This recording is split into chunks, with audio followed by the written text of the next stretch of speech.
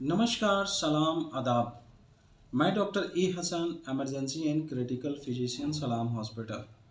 दोस्तों, आज मैं आप लोग को एक बीमारी के बारे में बताने जा रहा हूं जिसे हम और आप लिकोरिया के नाम से जानते हैं। दोस्तों, ये मेनली जो होती है ये फीमेल में होने वाली एक प्रमुख टाइप की एक डिजीज़ होती है जो बहुत ही कॉमन पाया जाता है। ये मेनली सबसे ज़्यादा फीमेलों में होने वाली ये बीमारी होती है। ये मेनली उन्हीं लोगों को होता है। मेनली जो लिकोरिया की जो बीमारी होती है दोस्तों, इसमें ये होता है कि वेजाइना के जो थ्रू होता है उसमें वाइटिश कलर का पार्ट या कितना टाइम येलोइश कलर का पार्ट अक्सर डिस्चार्ज होता रहता है, या वो कभी उसकी जो विस्कोसिटी कभी चिपचिपा हो सकता है, या कभी वाटरी हो सकता है, या कभी सेमी सॉलिड हो सकता है। इस तरह का डिस्चार्ज अक्सर होता रहता है। उसे ही हम और आप लिकोरिया के नाम से जानते हैं या वाइट डिस्चार्ज के नाम से जानते हैं। दोस्तों, लिकोरिया जो है ये अपने आप में कोई बीमारी नहीं है, लेकिन हाँ किसी दूसरी बड़ी बीमारी की संकेत को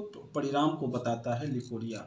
तो दोस्तों, मैं आपको बता रहा हूँ लिकोरिया के बारे में। तो लिकोरिया जो होता है, लिकोरिया होने के बहुत सारे कॉजेज़ हो सकते हैं। किस किस फैक्टर से लिकोरिया होता है?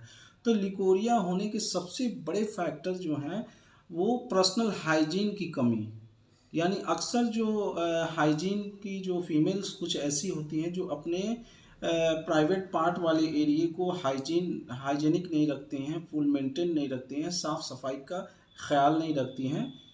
इस वजह से भी लिकोरिया होने के चांसेस बने रहते हैं। दूसरा जो कॉजेज़ है फिज़िकल वीकनेस।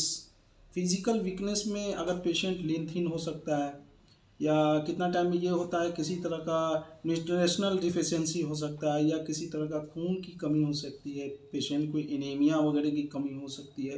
तो इस सारे कॉजेज़ से भी लिकोरिया होने के चांसेस बने रहते हैं।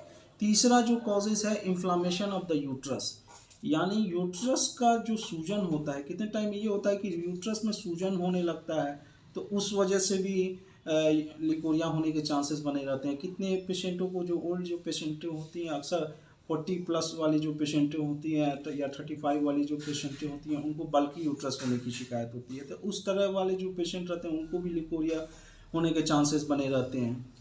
पांचवा जो है dislocation of the uterus.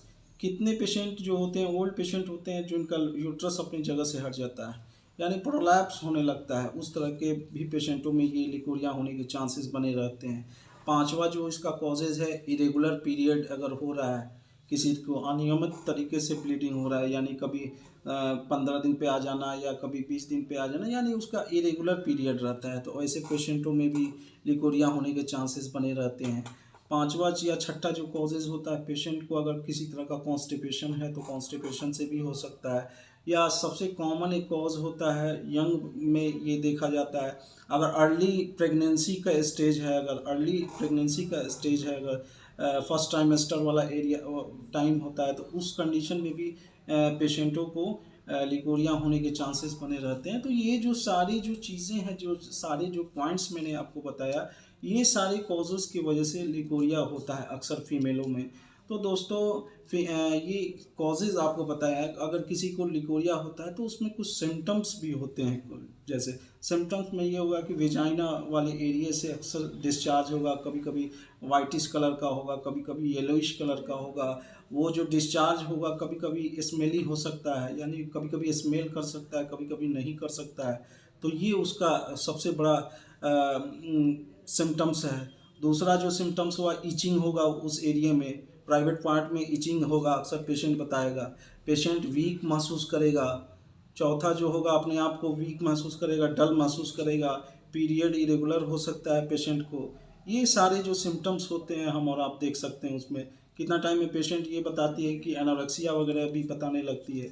Dysmenorrhoea अक्सर पेशेंट को होगा। ये सारे जो होते हैं सिम्टम्स इसमें अक्सर देखने को लिकोरिया में मिलता है। तो दोस्तों, उम्मीद करते हैं आप लोगों को ये मेरी वीडियो अच्छी